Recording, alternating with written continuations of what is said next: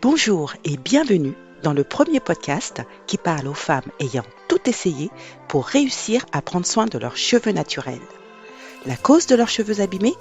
Très souvent, des techniques capillaires destructrices ou la méconnaissance des produits adaptés à leur texture naturelle. Welcome aux femmes afro qui veulent faire de leur rêve de chevelure naturelle une réalité. Dans ce premier épisode, je reviens sur ce qui m'a permis de sortir de ces solutions capillaires toutes faites.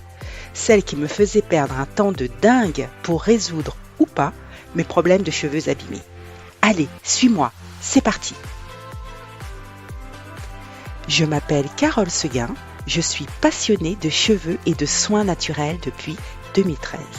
Je t'aide à imaginer tes propres solutions pour rester belle, féminine et confiante avec tes cheveux texturés. Je suis coach capillaire certifié et j'accompagne les femmes à atteindre la chevelure naturelle de leurs rêves et à transformer leur vie. Alors, pourquoi tu perds des années à chercher à avoir de beaux cheveux ? C'est ce qui nous intéresse aujourd'hui. Mais avant, j'aimerais bien revenir sur ce qui a changé radicalement ma vie à l'âge de 43 ans. Alors, nous sommes fin décembre 2013 et ça fait bien longtemps que je suis résignée au sujet de mes cheveux abîmés. J'ai les cheveux défrisés depuis l'adolescence, ils sont fins, plats, aucune pousse d'année en année, toujours la même longueur, alors ça ne dépasse jamais la nuque. C'est Noël et mon mari m'offre une tablette et moi, je découvre YouTube. Ce jour-là, de vidéo en vidéo, j'arrive par hasard sur celle d'une fille afro qui filmait sa routine capillaire étape par étape. Et là, crois-moi, c'est la claque. Quoi ? Les femmes noires peuvent avoir de longs cheveux ? C'est une blague. C'est un tissage, c'est sûr. Quoi ? Il suffit de faire des soins régulièrement ? Vraiment ? Il faut dire que mes soins cheveux à cette époque se limitent à un shampoing. Et puis tous les 2 mois environ, je vais en salon de coiffure pour me faire mon défrisage. Ensuite, c'est suivi d'une pose de mèche de tissage pour créer un peu de volume. J'en ai pas. Et puis d'un brushing. Voilà. Et puis parfois, dans l'année, j'y vais aussi pour me faire des rajouts et rarement des soins. Donc, à 43 ans, j'ai la révélation qu'un autre monde capillaire est possible. Alors, me voilà à surfer frénétiquement sur la toile en recherche de ce que je croyais impossible depuis toujours, avoir des cheveux qui poussent. Puis, j'ai très vite fini par déchanter. Pourquoi ? Tout simplement, comme des milliers de femmes, je suis restée des années bloquée sur des solutions extérieures à moi. Alors, c'était toutes sortes de gammes capillaires, parfois hors de prix. Oui, plus c'est cher, mieux c'est, non ? Ou des longues heures en salon de coiffure entre l'attente interminable et l'espoir d'une coiffeuse qui ne martyrise pas mes cheveux. Ou à croire qu'il fallait protéger mes cheveux sous des faux cheveux, alors en été, en hiver, au soleil, à la mer, sous la pluie, bref, toute l'année quoi. Quand j'y repense, j'étais vraiment paumée avec mes cheveux. Et aucune solution qui m'était proposée ne me donnait pleinement satisfaction. Tout ce temps perdu, tout cet argent gaspillé, toutes ces déconvenues qui au final me faisaient me sentir de plus en plus mal. J'en étais même arrivée à croire que mon rêve était inaccessible. Alors, qu'est-ce qui m'a permis de sortir de cette impasse capillaire face à laquelle j'étais confrontée depuis si longtemps ? Avec le recul, je trouve que cette citation d'Oprah Winfrey est très juste et elle nous apporte la réponse.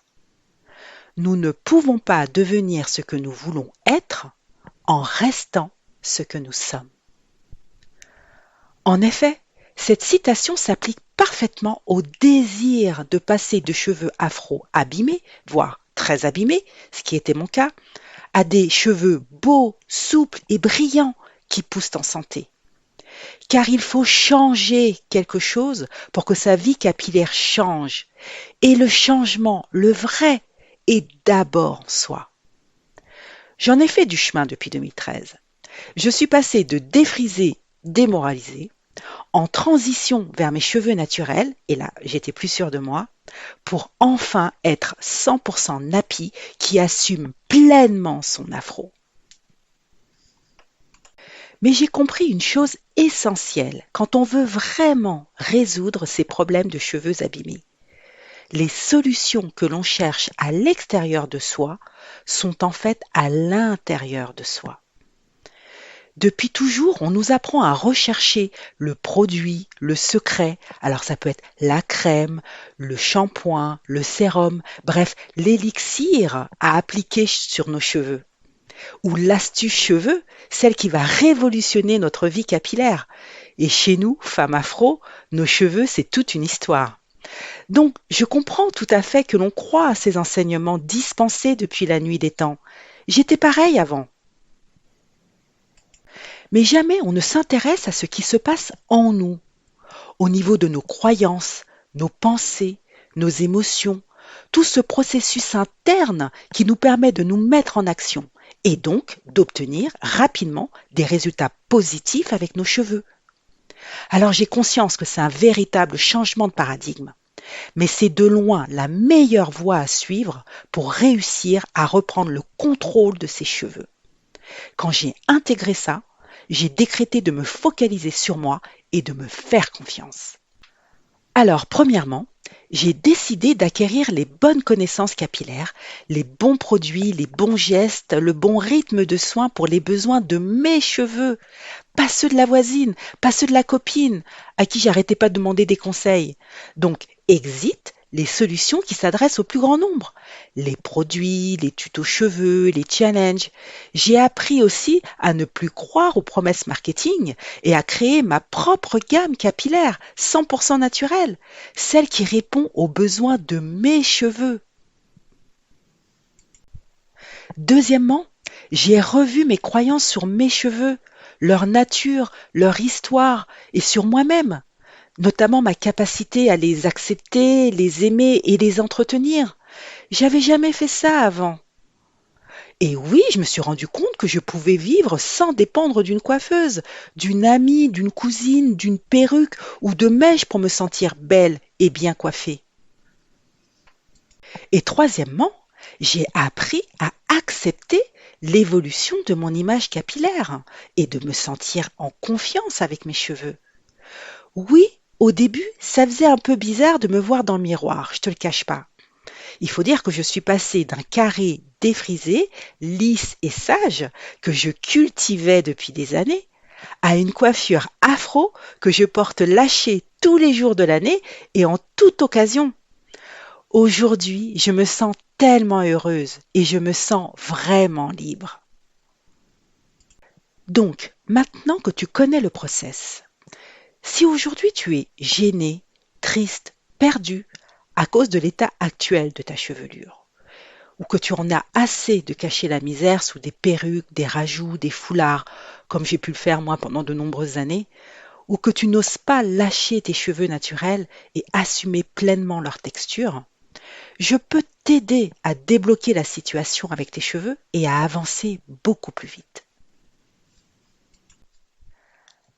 Si ce que je viens de partager résonne avec toi, si ça fait sens pour toi, si c'est bien aligné avec ce que tu recherches et que tu vibres à l'idée de vivre toi aussi cette belle transformation dans ta vie, alors je t'invite à t'inscrire à ma masterclass offerte Comment obtenir la chevelure naturelle de tes rêves sans y passer des années.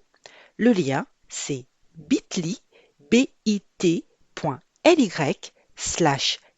Seguin. Tu trouveras le lien également dans la description de ce podcast. Je suis sûre que tu vas apprendre plein de choses que tu n'imaginais même pas. Alors, je te donne rendez-vous sur ma masterclass et à la semaine prochaine pour un nouvel épisode où j'aborderai les 4 clés pour devenir la belle femme afro qui sommeille en toi. J'ai hâte de te retrouver. Salut!